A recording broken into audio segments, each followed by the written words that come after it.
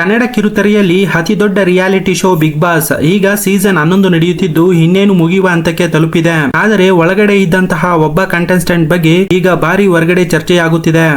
ಅವರು ಯಾರೆಂದ್ರೆ ಮೋಕ್ಷಿತಾ ಪೈ ಅವರು. ವೀಕ್ಷಕರೇ, ಜಿ ಕನ್ನಡದಲ್ಲಿ ಬಂದಂತಹ ಪಾರು ಸೀರಿಯಲ್ ನ ಮೂಲಕ ಕನ್ನಡದ ಮನೆ ಮನೆಗಳಿಗೆ ಚಿರಪರಿಚಿತವಾಗಿ ತುಂಬಾನೇ ಸಾಫ್ಟ್ ಕ್ಯಾರೆಕ್ಟರ್ ರೋಲ್ ಮಾಡಿ ಜೈ ಎನಿಸಿಕೊಂಡಿದ್ದಂತಹ ಮೋಕ್ಷಿತಾ ಪೈ ಅವರು ಒಂದು ಮಗುವನ್ನ ಕಿಡ್ನಾಪ್ ಮಾಡಿ ಹಣಕ್ಕೆ ಡಿಮ್ಯಾಂಡ್ ಮಾಡಿ ಪೊಲೀಸರ ಕೈಗೆ ಸಿಕ್ಕಿ ಬಿದ್ದಿರುವ ವಿಷಯ ಈಗ ಎಲ್ಲೆಡೆ ವೈರಲ್ ಆಗುತ್ತಿದೆ.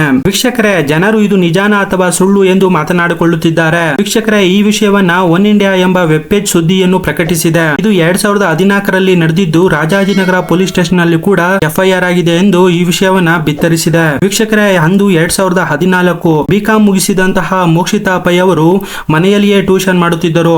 ತುಂಬಾ ಸಂಕಷ್ಟದಲ್ಲಿದ್ದಂತಹ ಮೋಕ್ಷಿತಾ ಪೈ ಅವರು ಈ ವೃತ್ತಿಯನ್ನು ಕೂಡ ಹಾರಿಸಿಕೊಂಡು ಕೆಲಸ ಮಾಡುತ್ತಿದ್ದರು. ಆದರೆ ಇವರ ಜೊತೆ ಸ್ನೇಹಿತನಾಗಿದ್ದ ನಾಗಭೂಷಣ ಎಂಬಾತ ಕೂಡ ಎಂಕಾಂ ಮುಗಿಸಿ ಕೆಲಸ ಸಿಗದೆ ಮೋಕ್ಷಿತಾ ಪೈ ಅವರ ಮನೆಗೆ ಆಗಾಗ ಬರುತ್ತಿದ್ದ.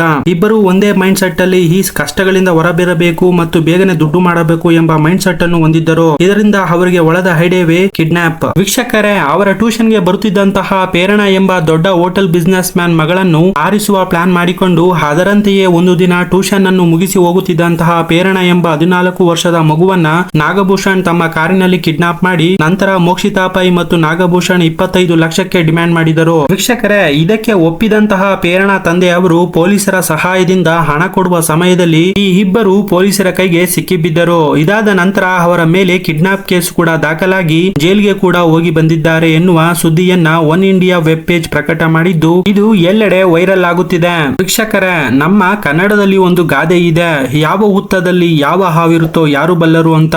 ಹಾಗೆ ಮೋಕ್ಷಿತಾ ಪೈ ಅವರ ವಿಷಯದಲ್ಲೂ ಕೂಡ ಆಗಿದೆ. ವೀಕ್ಷಕರೇ, ಈ ವಿಷಯದ ಬಗ್ಗೆ ನಿಮ್ಮ ಅಭಿಪ್ರಾಯವನ್ನ ಕಮೆಂಟ್ ಬಾಕ್ಸ್ ನಲ್ಲಿ ಕಮೆಂಟ್ ಮಾಡಿ. ಹಾಗೆ ಈ ವಿಡಿಯೋ ಇಷ್ಟವಾಗಿದ್ದರೆ ಲೈಕ್ ಮಾಡಿ ಮತ್ತು ನಿಮ್ಮ ಫ್ರೆಂಡ್ಗೆ ಶೇರ್ ಮಾಡಿ.